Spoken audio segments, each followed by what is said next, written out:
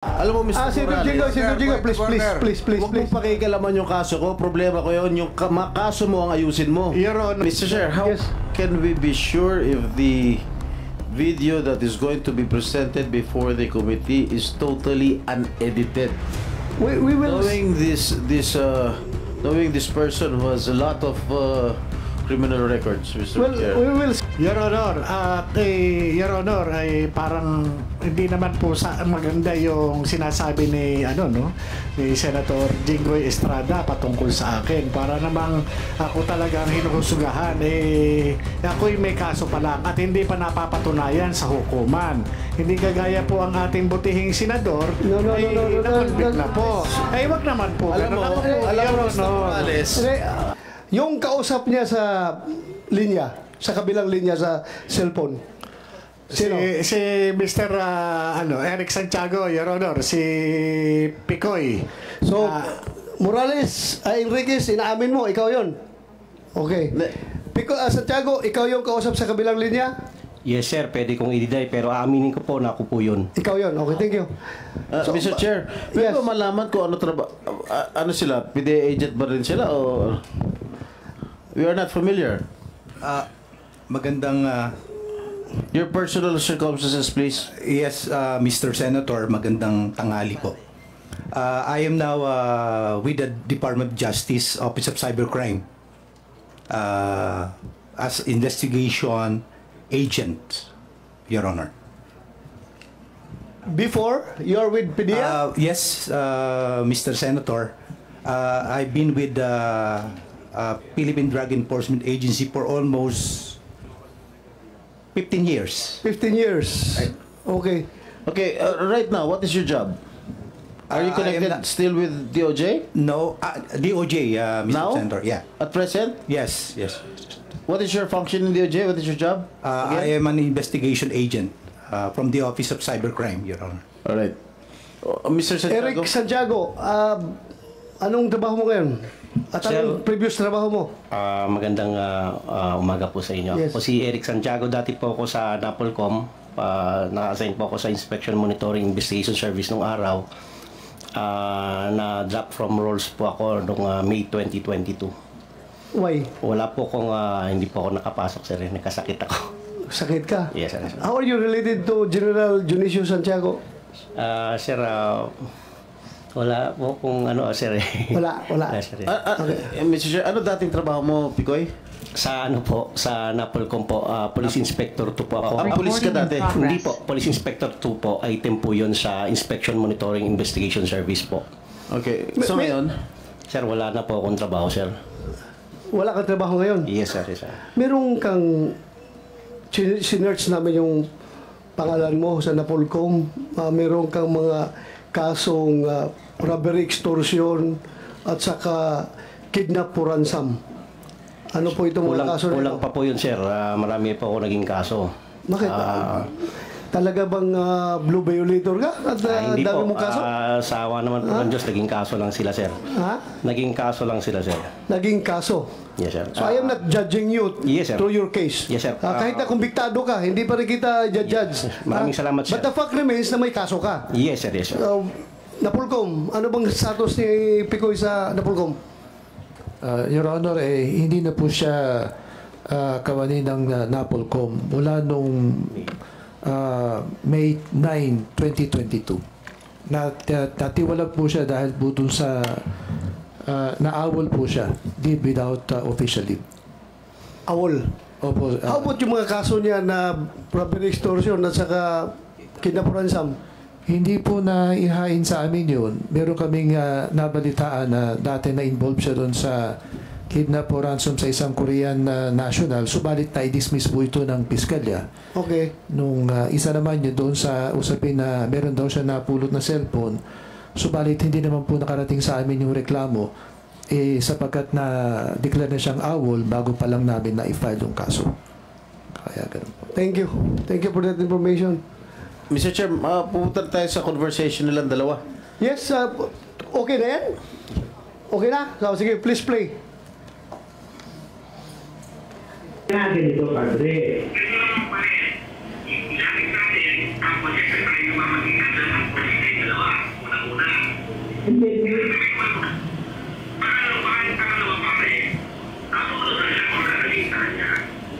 Yun po yan.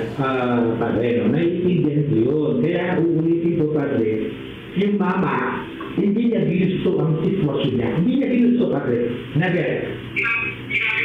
Sinabi ko na pero kaya mo hawakan yan. Kaya mo siya hawakan. Kaya kong iparating yung mensahe. Pero yung sariling desisyon.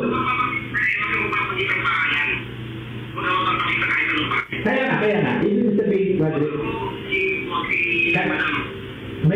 Padre, marunong tayong mawak ng informasyon. Ang sinasabi ko, Padre, kung ano magiging desisyon niya sa kanya yun, Padre, di ba? Kasi kabubuti niya yun. Siyempre ako, itutuloy ko. Ito ako magiging kung sino gustong mga pangalan na sinasabi mo. Wala akong babanggitin. Ang sinasabi ko, yung solusyon, remedyo, or what, siya magdidesisyon sa sarili niya. Padre, di ba?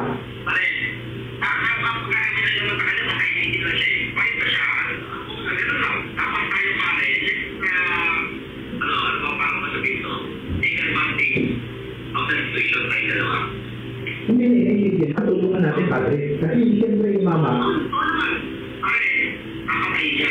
Alam mo yun, makakain yan. Baka magkakasama yan, ano mangyari yan. Alam mo naman ako yan, nakakita puso mamatay yan. Alam mo naman yun. Maraming mga makailan tao ngayon, hindi na yung pinapalay. Sige, Padre. Ganoon na muna. Para masa kabiti ka. Okay, kabiti ko. Dito ka likod namin eh. Kabiti ko. Padre, ano nga, kipintas ka? Kipintas. Okay, hindi mo kung ano magyari ka mo. Pero makakalik ka natin bakit mo sa kami.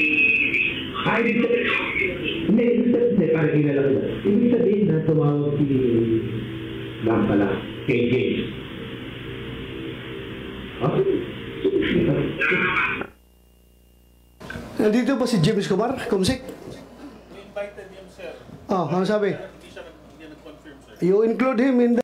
and also Napolcom. Yes, Your Honor. Ikaw rin na Eric Santiago, sinasabi mo, hindi lang yun ang kaso mo, mas marami pa. Bigyan mo dito lahat ng kaso mo para malaman natin kung sino ang astig. Sige, thank you. Mr. Chair, Yes. off topic. Ano status ng mga kaso mo, Picoy?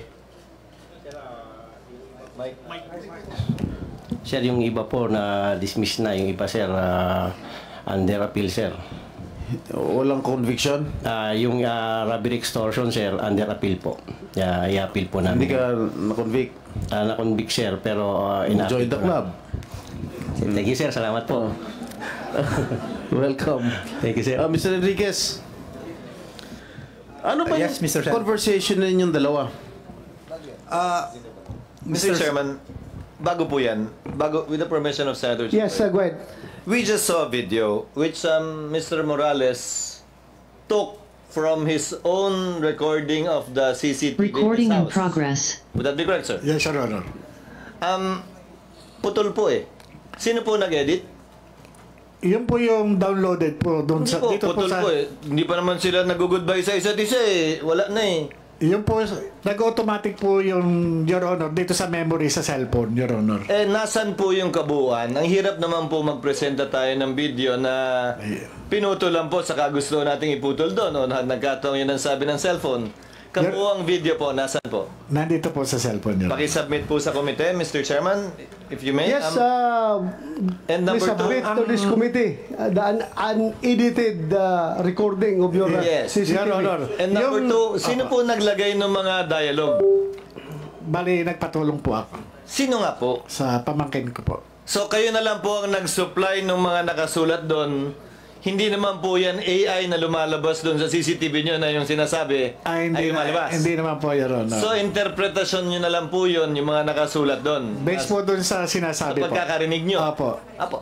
Thank you, Thank Mr. you, Chairman. thank you. At yun naman po, bali, kinonfirm naman po nung Yes. kaibigan ko, si Mr. Romeo Enriquez po. Unang tanong, bakit nandoon siya sa bahay mo? Si Mr. Romeo Enriquez. Bumisita lang po siya na bilang kaibigan at may dalang candy. Yun lang. Apo. kasi nga po, napanood niya po ako noong April 30. Napanood po niya ako doon yung sa nagkaroon po ng Senate hearing noon April 30, kinabukasan May 1. At napadaan lang siya sa bahay. Ngayon, nung nag-uusap kami, nagkukwentuhan kami patungkol dito sa Senate investigation, ang sabi niya, tumatawag sa kanya itong Eric Santiago na sabi niya, kilala mo naman yun. Oh, sabi ko, kilala ko yung taga Napolcom. Do you think kasama yun sa plano niya pagpunta sa bahay mo na mag-uusap sila or coincidental lang na tumawag si Santiago? Hindi ko po alam kung meron na silang previous na pag-uusap o ano man po. Basta kaya nga, that very important na i-submit mo to this committee yung unedited recording para kailangan natin yun. Yes, Your Honor. Mr. Chair, how can we be sure if the video that is going to be presented before the committee is totally unedited? We will knowing this person who has a lot of criminal records, Mr. Chair. We will seek the expertise of the PNP Anti-Cybercrime Group. Alam nila yan kung yan ay pinagputol-putol o unedited yan.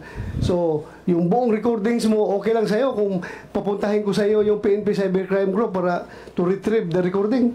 If it's okay with you. Your Honor, Your Honor, ay parang hindi naman po maganda yung sinasabi ni Senator Jinggoy Estrada patungkol sa akin. Para namang ako talagang hinuhusugahan, ako'y may kaso pa lang at hindi pa napapatunayan sa hukuman. Hindi kagaya po ang ating butihing senador na-convict na po. Ay, wag naman po. Alam mo, Mr. Morales, Senator Jinggoy, please. Huwag mong pakikalaman yung kaso ko. Problema ko yun. Yung kaso mo ang ayusin mo. Your Honor, ang kaso ko po, Your Honor, hinaharap ko naman po. Please, at ako hindi Order. Please, silence. Una, Mr. Morales, please do not question Senator Jinggoy dahil trabaho niya yan bilang senador at vice chairman ng committee na magtatanong sa'yo. Pero kung sinasabi mo na nasaktan ka dahil ikaw akusado ka pa lang, siya konbiktado na, tapos pinapalabas na masama ka, well, that's your opinion. Please, kasi insulting yan on the part of this committee. Hindi lang sa person ni Senator Jinggoy, pati ako as chairman, para bang harap-harapan, pinapahiya mo yung committee. Ako, I'm just advising you. Hindi ako galit sa'yo, just giving you a piece of advice. Si Senator Jinggoy ay nagpe-perform ng kanyang mandato as vice chairman of this committee. Kaya expect mo lang rin na magalit siya kung sinabihan mong ganon. And we expect also na yung opinion mo na ganon. Pero sana huwag tayo humantong sa personalan dito, ha. Mawawala tayo sa ating objective. Okay? Yes, Sir Honor. Patawarin niyo po ako. At nabigla lang po refrain from doing those personal ones. Mr. Chair, may we ask that the said statements be expunged from the records of this committee? So, any objection? Hearing none. Kumsek, as ordered by the chair, you expunge those statements from the record of these proceedings. So order.